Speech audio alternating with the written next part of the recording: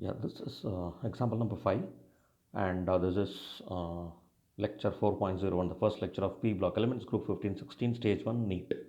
So, which of the following cannot be hydrolyzed? PF3A option is nitrogen trifluoride, option C is antimony trifluoride, and option number is arsenic trifluoride. Now, choice A, if you see, choice A. So, PF3. PF3 is having a PF bond is much stronger than PO bond. Because if the hydrolysis takes place, this bond should break. If the bond has to break, we need to give sufficient energy.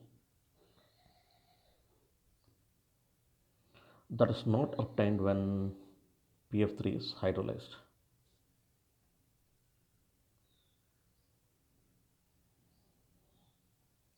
So therefore PF3 cannot be hydrolyzed.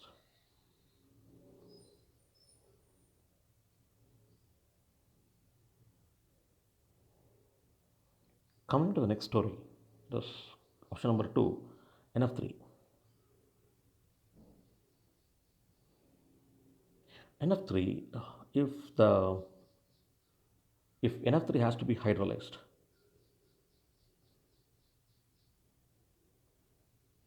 then nitrogen should have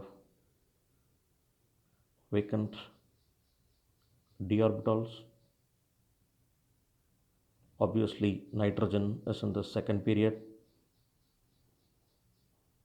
therefore, it does not possess vacant d orbital. Therefore, NF3 also cannot be hydrolyzed. Coming to the third and fourth options, both this option C is SBF3 and option D is arsenic trifluoride. Obviously, both of this can be hydrolyzed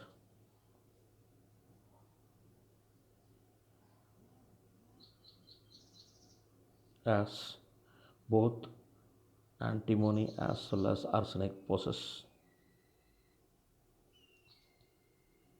vacant d orbitals. Therefore, option A as well as B correct answer.